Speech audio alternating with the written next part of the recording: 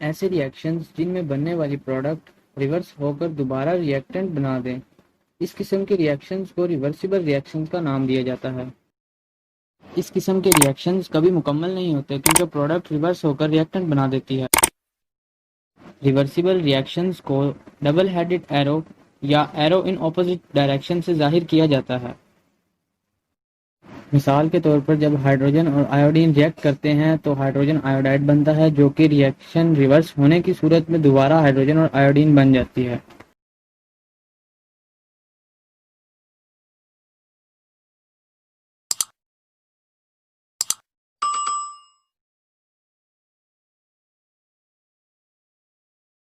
ऐसे रिएक्शंस जिनमें बनने वाली प्रोडक्ट्स दोबारा रिएक्टेंट्स में तब्दील ना हों, इस किस्म के रिएक्शंस को इरिवर्सिबल रिएक्शंस कहा जाता है।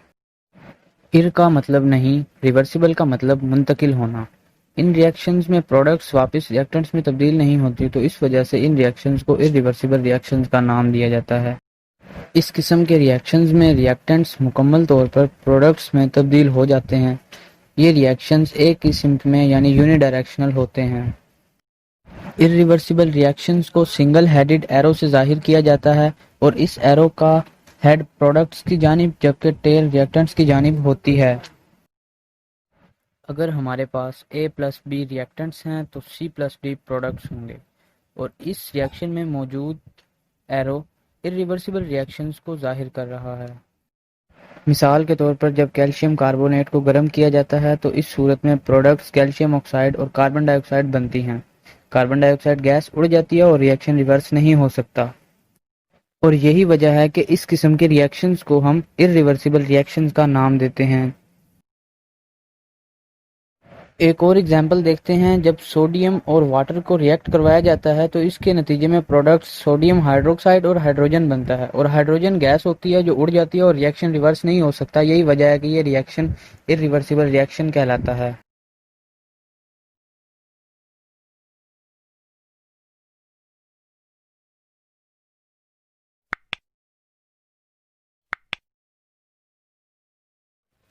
ऐसा रिएक्शन जिसमें रिएक्टेंट्स मिलकर प्रोडक्ट्स बनाते हैं, इस किस्म के रिएक्शंस को फॉरवर्ड रिएक्शंस कहा जाता है। इस किस्म के रिएक्शंस लेफ्ट टू राइट यानी रिएक्टेंट टू प्रोडक्ट साइड पर चलते हैं। अगर देखा जाए तो शुरू में फॉरवर्ड रिएक्शन का रेट बहुत तेज़ होता है। अभी वीडियो में आगे बढ़ के हम देखते हैं, इसे मज़ीद एक ग्राफ से बयान करते हैं। आहिस्ता आहिस्ता करके फॉरवर्ड रिएक्शन का रेट कम हो जाता है, जो कि पहले शुरू में तेज़ होता है। मज़ीद इसे हम एक ग्राफ से देखते हैं। हमारे पास एक्स एक्सिस में टाइम है, वाई एक्सिस में रिएक्शन प्रोसीडिंग रेट है। शुरू में जब टाइम 0 पर है तो फॉरवर्ड रिएक्शन का रेट सबसे ज़्यादा है, और टाइम गुजरने के साथ साथ फॉरवर्ड रिएक्शन का रेट कम हो रहा है। मिसाल के तौर पर जब हाइड्रोजन और आयोडीन रिएक्ट करते हैं तो आयोडीन का पर्पल कलर ख़त्म हो जाता है और प्रोडक्ट में हमारे पास हाइड्रोजन आयोडाइड कलरलेस गैस बनती है।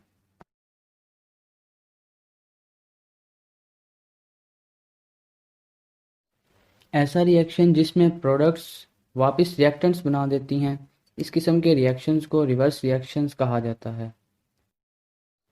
इस किस्म के रिएक्शंस राइट टू लेफ्ट यानी प्रोडक्ट टू रिएक्टेंट साइड पर चलते हैं। शुरू में रिवर्स रिएक्शन का रेट बहुत ही कम होता है, यानी तकरीबन ना होने के बराबर होता है। आहिस्ता आहिस्ता करके रिवर्स रिएक्शन का रेट बढ़ता जाता है। मज़ीद हम इसे एक ग्राफ से देखते हैं। हमारे पास एक्स एक्सिस में टाइम है और वाई एक्सिस में रिएक्शन प्रोसीडिंग रेट है। शुरू में जब टाइम 0 पर है तो रिवर्स रिएक्शन का रेट भी 0 है, जो कि टाइम गुजरने के साथ साथ बढ़ रहा है। मिसाल के तौर पर जब एक बंद कंटेनर में कलरलेस हाइड्रोजन आयोडाइड गैस को गर्म किया जाता है तो ये वापस हाइड्रोजन गैस और आयोडीन गैस में तब्दील हो जाती है, और इसी सिलसिले में आयोडीन का पर्पल कलर वापस आ जाता है। जब फॉरवर्ड रिएक्शन का रेट रिवर्स रिएक्शन के रेट के बराबर हो जाए तो इस कंडीशन को हम इक्विलिब्रियम स्टेट का नाम देते हैं। अभी जैसा कि आप इस स्लाइड में देख सकते हैं कि rate of forward reaction is equal to rate of reverse reaction, तो इसी को हम इक्विलिब्रियम स्टेट का नाम देते हैं।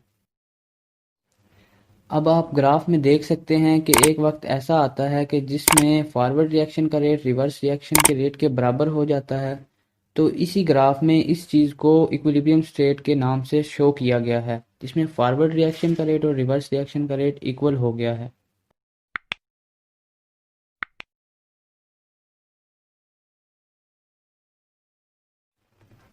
Importance of equilibrium constant. Equilibrium constant की अहमियत क्या है? इसकी इम्पोर्टेंस यानी इसकी अहमियत में हम दो पॉइंट्स को ज़ेरे गौर लाते हैं। नंबर वन को हम predicting direction of reaction and number two predicting extent of reaction. Direction of reaction में अगर हम देखते हैं कि किसी भी रिएक्शन की डायरेक्शन यानी उसकी सिमत को तलाश करना हो कि आया वो रिएक्शन फॉरवर्ड डायरेक्शन में जा रहा है या वो रिवर्स में जा रहा है, तो इसलिए हम इक्विलिब्रियम कांस्टेंट को यूज़ करते हैं। सेकेंडली अगर हम देखते हैं तो किसी भी रिएक्शन के प्रोसीडिंग रेट यानी रिएक्टेंट्स का प्रोडक्ट्स में बदलना या ना बदलना, कि आया रिएक्टेंट्स प्रोडक्ट्स में कन्वर्ट हो रहे हैं या नहीं हो रहे, तो इस चीज़ को भी हम इम्पोर्टेंस ऑफ इक्विलिब्रियम से ही फाइंड कर सकते हैं। अब अगर हम इसके पहले पार्ट की तरफ गौर करते हैं तो उसमें हम देखते हैं कि डायरेक्शन ऑफ रिएक्शन का अंदाज़ा कैसे लगाना है। तो किसी भी रिएक्शन की डायरेक्शन का अंदाज़ा लगाने के लिए इस रिएक्शन में मौजूद रिएक्टेंट्स और प्रोडक्ट्स की तादाद देखी जाती है। यानी अगर कोई रिएक्शन फॉरवर्ड जा रहा है तो उसमें देखा जाता है कि इसके प्रोडक्ट्स ज़्यादा होने चाहिए, रिएक्टेंट्स कम होने चाहिए, एंड वाइस वर्सा। अभी हम फर्दर इसकी डिटेल में जाते हैं। अब हम यहाँ पर कुछ टर्म मैं इस्तेमाल करूँगा, जैसा कि क्यू सी और K C. Q C means reaction quotient and K C means equilibrium constant.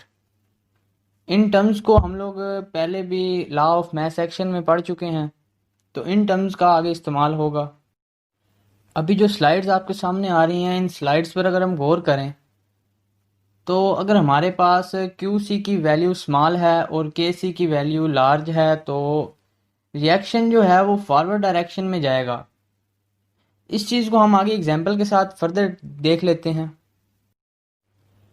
अगर हमारे पास क्यू सी की वैल्यू बड़ी हो और के सी की वैल्यू छोटी यानी स्मॉल हो, तो रिएक्शन की जो डायरेक्शन होगी वो रिवर्स में जाएगा।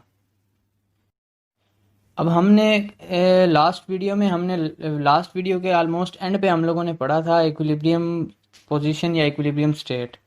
तो हमने यही पढ़ा था कि rate of forward reaction becomes equal to rate of reverse reaction. तो अब हम इसको एक और तरीके से देखते हैं कि अगर हमारे पास क्यू सी की वैल्यू और के सी की वैल्यू बिल्कुल इक्वल हो जाएं, मतलब कि के सी की वैल्यू ना बड़ी है ना छोटी है, दोनों एक दूसरे के इक्वल हैं, तो इस स्टेट को हम इक्विलिब्रियम पोजीशन या इक्विलिब्रियम स्टेट का नाम देते हैं। मतलब कि जो रिएक्शन प्रोसीड हो रहा है वो इक्विलिब्रियम स्टेट में चला जाएगा। इसकी शर्त यह है कि अगर क्यू सी और के सी की वैल्यू इक्वल हो जाए। अब अगर हम एग्जांपल देखें तो हमारे पास अगर क्यू सी की वैल्यू 8.0 हो और के सी की वैल्यू 52.0 हो, तो इसका मतलब है कि क्यू सी की वैल्यू के सी से छोटी है, तो जाहिर है कि रिएक्शन इक्विलिब्रियम की हालत में नहीं जाएगा, मतलब इक्विलिब्रियम स्टेट में नहीं जाएगा, क्योंकि हमने ऊपर पढ़ा है कि जब के सी और क्यू सी इक्वल होते हैं तब रिएक्शन इक्विलिब्रियम की स्टेट में यानी कि इक्विलिब्रियम स्टेट में जाता है। तो उस हिसाब से हमने पहले देखा है कि इस सूरत में रिएक्शन की डायरेक्शन फॉरवर्ड चलेगी, क्योंकि रिएक्शन में हमारे पास क्यू सी की वैल्यू छोटी है और के सी की वैल्यू बड़ी है। अब हम दूसरे हिस्से की तरफ गौर करते हैं। इसमें हम देखते हैं कि रिएक्टेंट्स किस रेशो से प्रोडक्ट्स में तब्दील हो रहे हैं। मतलब कि इन रिएक्शंस में हम रिएक्शन प्रोसीडिंग रेट देखेंगे। तो इसमें हम मज़ीद 3 केसेस का मुताला करते हैं, 3 केसेस को हमने स्टडी करना है। अब अगर numerical value of K C is large, यानी कि हमारे पास के सी की जो वैल्यू है वो बड़ी हो, तो इसका मतलब होगा कि रिएक्शन में प्रोडक्ट्स की तादाद ज़्यादा है और रिएक्टेंट्स की तादाद बहुत कम है। तो जाहिर है कि रिएक्शन फॉरवर्ड डायरेक्शन में चल रहा है। मतलब कि हमारे पास रिएक्शन में प्रोडक्ट्स जो हैं वो ज़्यादा हैं और रिएक्टेंट्स कम हैं। तो जाहिर है जब रिएक्शन प्रोसीड होता है तो रिएक्टेंट्स रिएक्ट करके प्रोडक्ट में बन जाते हैं, मतलब प्रोडक्ट को बना देते हैं, रिएक्टेंट्स थोड़े रह जाते हैं। तो इस किस्म के रिएक्शंस फॉरवर्ड डायरेक्शन में जाते हैं। तो यही बात है कि जब केसी की वैल्यू हमारे पास बड़ी होती है तो रिएक्शन फॉरवर्ड डायरेक्शन में जाता है। इस किस्म के रिएक्शंस मुकम्मल हो जाते हैं क्योंकि जाहिर है कि एक रिएक्शन में रिएक्टेंट मिलते हैं, प्रोडक्ट्स बना देते हैं, तो वो उस रिएक्शन को ख़त्म कर देते हैं क्योंकि रिएक्टेंट्स ख़त्म हो गए। जब तक हम उसे और रिएक्टेंट्स प्रोवाइड नहीं करेंगे तो ये रिएक्शन कंप्लीट हो जाता है। अब हम देखते हैं कि स्मॉल वैल्यू ऑफ के सी का क्या इफ़ेक्ट होता है कि अगर हमारे पास के सी की वैल्यू स्मॉल है यानी छोटी है तो इसका मतलब कि बहुत कम रिएक्टेंट्स ने मिलकर प्रोडक्ट्स बनाए हैं और रिएक्शन में रिएक्टेंट्स की तादाद ज़्यादा है। ज़ाहिर है मैंने आपको पहले बताया कि बहुत कम रिएक्टेंट्स रिएक्ट की और प्रोडक्ट बने, प्रोडक्ट थोड़े हैं तो जाहिर है रिएक्टेंट्स ज़्यादा होंगे, प्रोडक्ट्स की तादाद कम है। जाहिर है कि ये रिएक्शन रिवर्स डायरेक्शन में चला जाएगा। इस किस्म के रिएक्शंस कंप्लीट नहीं होते क्योंकि इसमें रिएक्टेंट्स ठीक से रिएक्ट करके प्रोडक्ट नहीं बनाते और वो रिएक्शन कंप्लीट नहीं हो पाता। अब हमारे पास अगर value of K C is neither small nor large, यानी कि ना वो के सी की वैल्यू छोटी है और ना ही वो बड़ी है, मतलब कि तो इसमें हमारे पास ये होगा कि रिएक्शन में बनने वाले और बनने का और डिकम्पोजिशन और कम्बिनेशन का जो अमल होगा वो एक दूसरे के बराबर होगा। तो इस किस्म के रिएक्शंस में जो रिएक्टेंट्स और प्रोडक्ट्स की मिकदार बराबर होती है, यानी वो कम।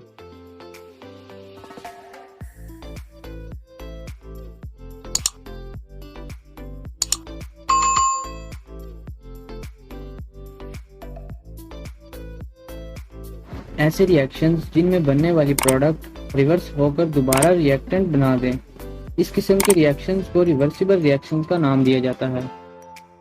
इस किस्म के रिएक्शंस कभी मुकम्मल नहीं होते क्योंकि प्रोडक्ट रिवर्स होकर रिएक्टेंट बना देती है।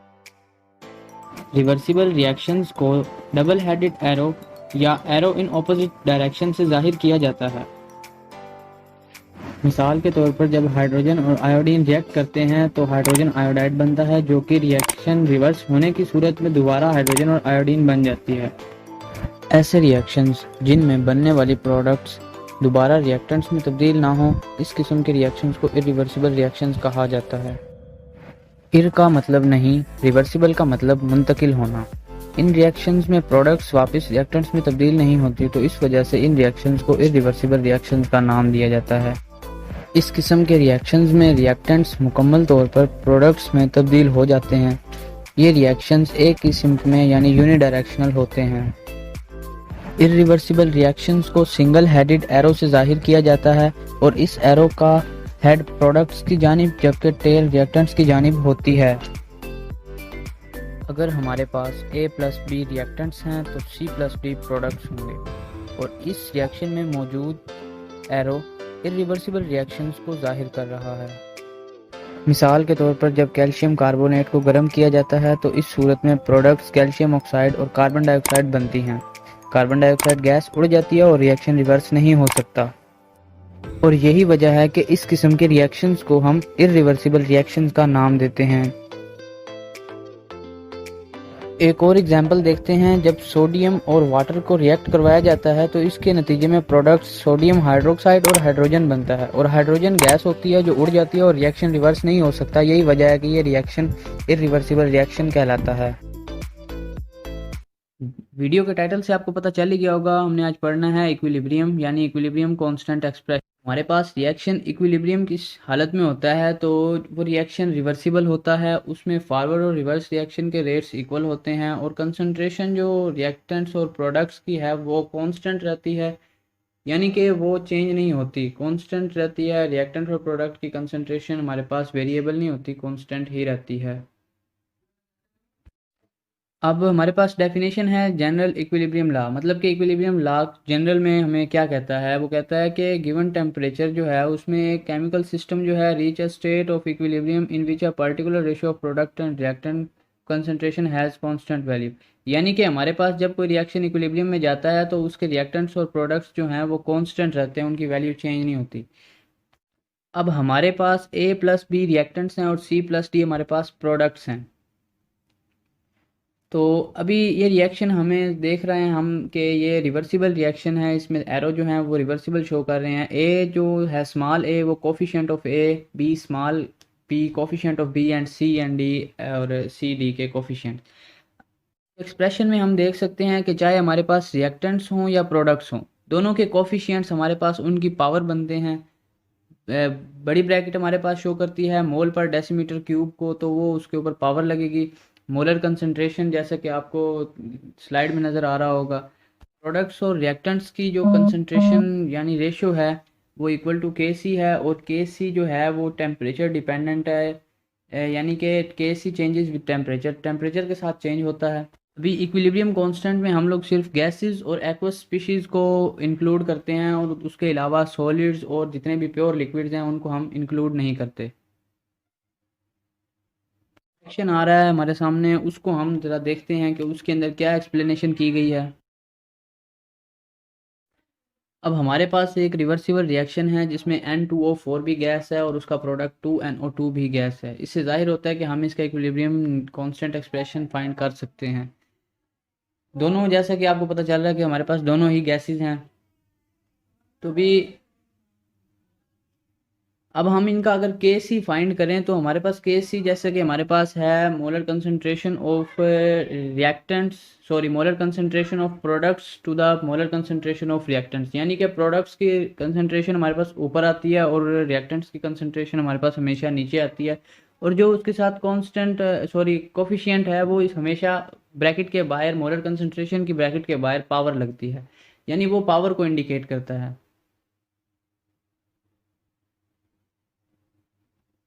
तो इसमें ये ब्रैकेट्स जो हैं ये मोलर कंसंट्रेशन को ज़ाहिर करती हैं, तो ये ब्रैकेट्स लाजमी लगाई जाती हैं। ब्रैकेट्स के अलावा ये क्वेश्चन यानी कि शो नहीं कर पाता कि ये है या नहीं है। तो अब हमारे पास दूसरा रिएक्शन है कि हमने वाटर और वाटर को रिएक्ट करवाया, तो मतलब वाटर का रिवर्सिबल रिएक्शन है जिसमें हाइड्रोजन आयन और हाइड्रोक्सल आयन निकला, जो दोनों एक्वस हैं। मगर जो वाटर है वो लिक्विड है, तो इसका हम नहीं निकाल सकते क्योंकि हमने पढ़ा है कि हम लिक्विड्स को के सी की वैल्यू फाइंड करने के लिए इंक्लूड नहीं करते। तो हम इसका के सी फाइंड करते हैं कि इसमें हम सिर्फ इसके एच पॉजिटिव आयन की कंसंट्रेशन लिखेंगे क्योंकि ये एक्वस है, और साथ ही हम इसके ओ एच नेगेटिव आयन की कंसंट्रेशन लिखेंगे क्योंकि ये भी एक्वस है।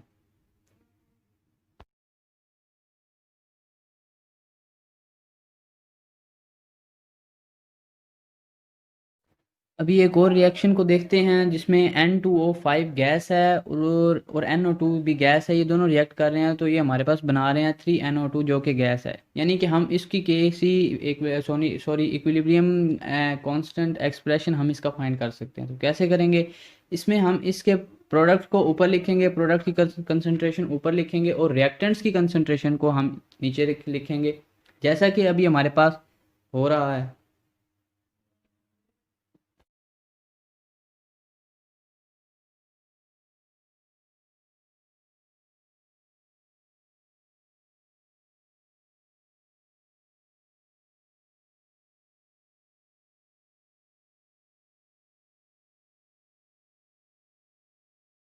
पास एक क्वेश्चन आ रहा है जिसमें है कि केसी हमें किस किस्म की इंफॉर्मेशन प्रोवाइड करता है।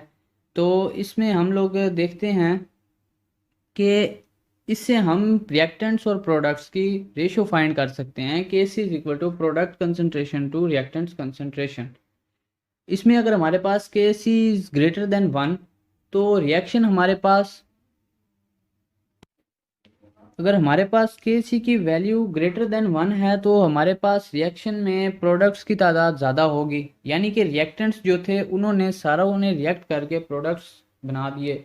तो इसलिए हम देखते हैं कि इस रिएक्शन की जो डायरेक्शन है वो फॉरवर्ड होगी, यानी कि राइट साइड की तरफ ये प्रोसीड करेगा। और अगर हमारे पास के C is more greater than 1 तो इसलिए हमारे पास क्या होगा कि रिएक्शन जो है वो कंप्लीट हो जाएगा। ऑलमोस्ट ज़ाहिर बात है कि रिएक्टेंट्स ने रिएक्ट किया और रिएक्शन में प्रोडक्ट बन गया, रिएक्शन कंप्लीट हो गया। और अब अगर हम एक और इसमें रेशो देखें कि हमारे पास के सी स्मॉलर देन 1 है, तो उसमें क्या होगा, तो वो हमारे पास एक उसके ऑपोजिट होगा कि अगर के सी स्मॉलर देन 1 है तो हमारे पास रिएक्शन में रिएक्टेंट्स की तादाद ज़्यादा होगी और प्रोडक्ट्स कम होंगे। अगर रिएक्टेंट्स ज़्यादा हैं तो इसका मतलब है कि रिएक्टेंट्स ने रिएक्ट ही नहीं किया, प्रोडक्ट्स बने ही नहीं, तो हमारे पास रिएक्शन जो पोजीशन होगी, उसकी डायरेक्शन होगी, वो हमारे पास लेफ़्ट साइड पे होगी, यानी कि ये रिएक्शन कंप्लीट नहीं होगा, क्योंकि रिएक्टेंट्स रिएक्ट करेंगे ही नहीं तो प्रोडक्ट बनेंगे नहीं।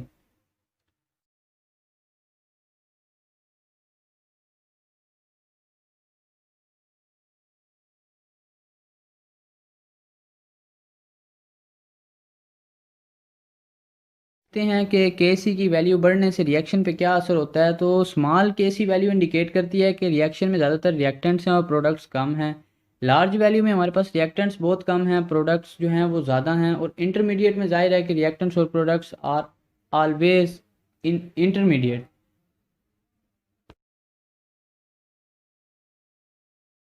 अभी हम एक और रिएक्शन लेते हैं जो कि रिवर्सिबल है, यानी ये फॉरवर्ड डायरेक्शन में भी जाता है और रिवर्स डायरेक्शन में भी जाता है।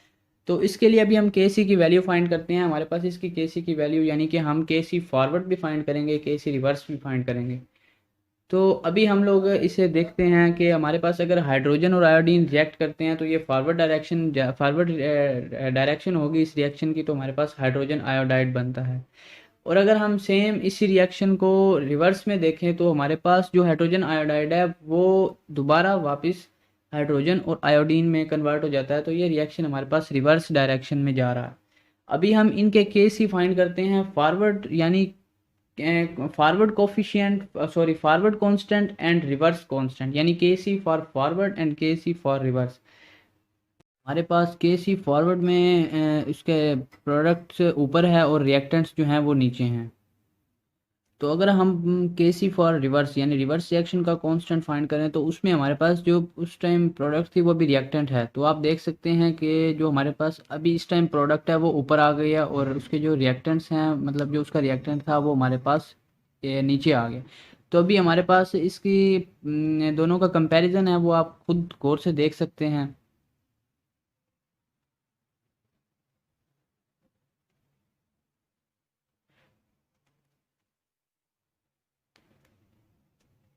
अगर अब हम इनकी रेशो निकाल लें तो हमारे पास इनकी रेशो आती है K C forward is equal to 1/के सी फॉर रिवर्स। और अगर हमारे पास के सी रिवर्स हम निकालें तो वो हमारे पास आती है K C reverse is equal to 1/के सी फॉरवर्ड। उम्मीद है कि आपको इसकी समझ अच्छे से आ गई होगी। अगर आप इस तरह की मज़ीद वीडियोस देखना चाहते हैं तो मेरे चैनल को सब्सक्राइब करें, मुझे सपोर्ट करें और बेल आइकन को दबाएं ताकि आने वाली हर वीडियो सबसे पहले आप तक पहुंच सके।